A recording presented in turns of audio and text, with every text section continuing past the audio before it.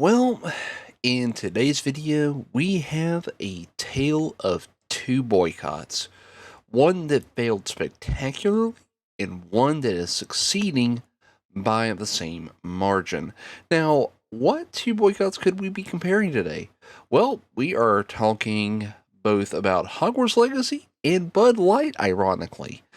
Now, what we're going to be talking about here, and the reason I brought this up, is this gem of a tweet I saw last night saying, once again, I'm begging you all, don't stream this.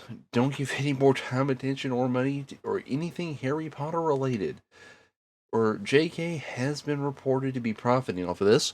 Yeah, because she kind of has royalties for the entire Harry Potter franchise, so that stands to reason. It's all a money grab for fear of losing relevance. She's still a good human being. Don't support.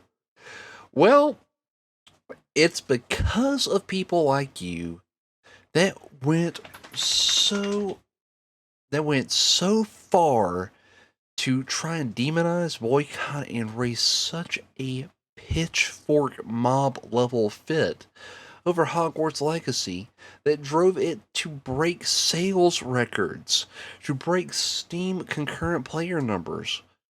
There is a reason they are making this show now because of stuff like this.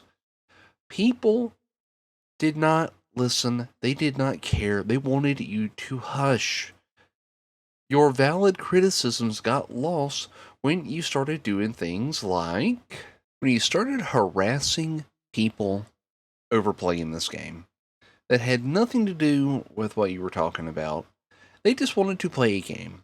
Streamers like Girlfriend Reviews, Pinkamy, Zeppla HQ, Silvervale, or Pipkin Pippa, among many, many others that probably you will never hear about because they have either quit streaming or they were so small and they were targeted right off the bat.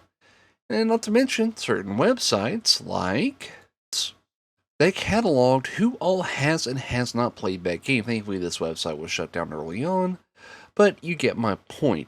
These are the efforts you went to try and harass innocent people that literally had nothing to do or with the whole controversy except for playing a game they wanted. And many of them, like Silvervale, are some of the most inclusive, wholesome, welcoming people you could ever hope to meet. And yet you are here demonizing them because they simply wanted to play a Harry Potter game. So, this was doomed to fail from the outset, and it set sales records. But what is the example of a boycott that has worked spectacularly well? Here we have Bud Light. Owned by Anheuser-Busch and owner of several major brands within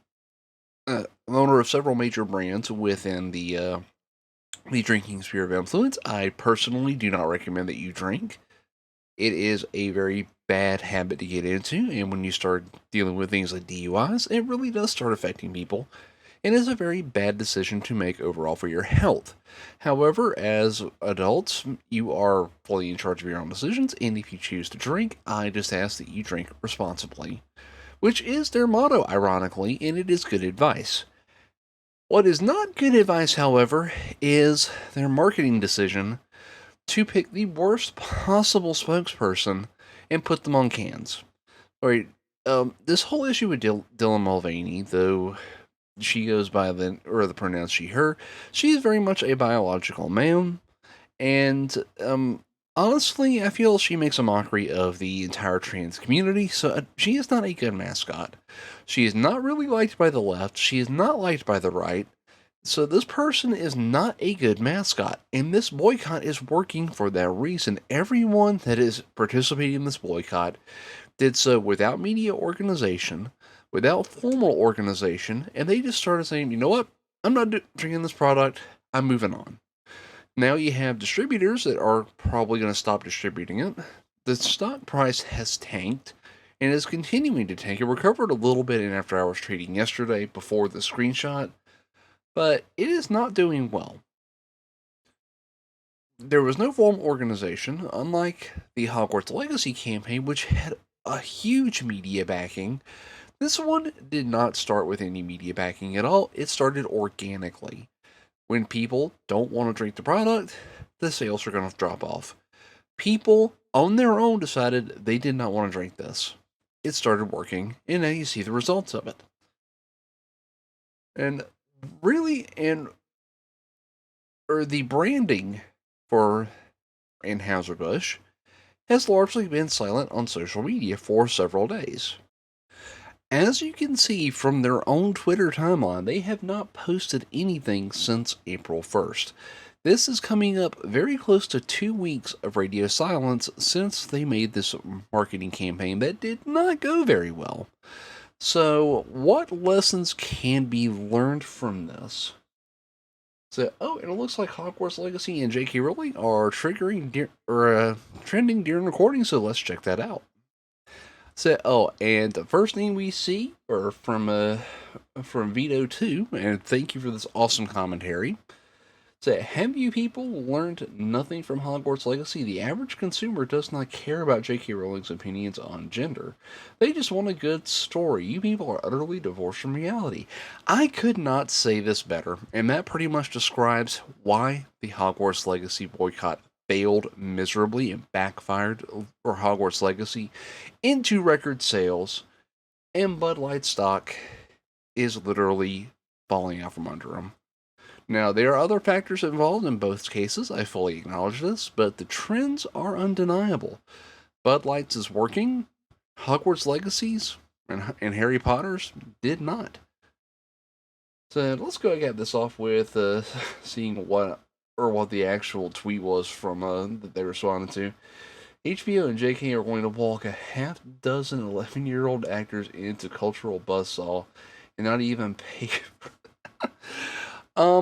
considering that those child actors are now completely and utterly famous because of J.K. Rowling's IP, and that is the only reason they are relevant, whatever actors they bring in at this point will probably also become famous and get paid very handsomely for their work. So that's not exactly a good argument. Let's see. Really enjoyed Hogwarts Legacy. And Juno Maxwell here is going to be checking out the HBO series as a newbie. I personally may be getting into the Harry Potter books at some point because I also kind of want to know a little bit more about Harry Potter now that I've been getting into Hogwarts Legacy, so I can understand the world more and understand what I'm looking at, and not just enjoy the game for what it is, but understand why they made the game what it is.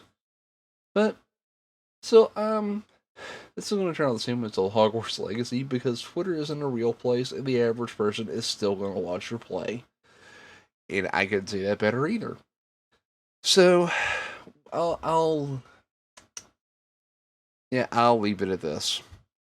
If you're going to boycott, understand what you're boycotting, understand the audience, and understand how to communicate with them.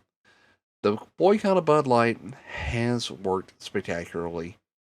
The boycott of Hogwarts Legacy and the upcoming boycott of the new Harry Potter series did not. Now, is the Harry Potter series going to succeed or fail? I don't know. It could fail completely on its own merits. But we are going to find out, aren't we? Because a lot of people are going to be into it, at least initially, to see what it's like because of Hogwarts Legacy. Now, they could run it to the ground because Hollywood does have a habit of completely ruining IP lately, but we will see. And I will leave you with this as case in point. A good boycott, you do not have to push with mass media. A bad boycott will fail spectacularly. So that, I hope you have a good day, and I will see you all in the next video.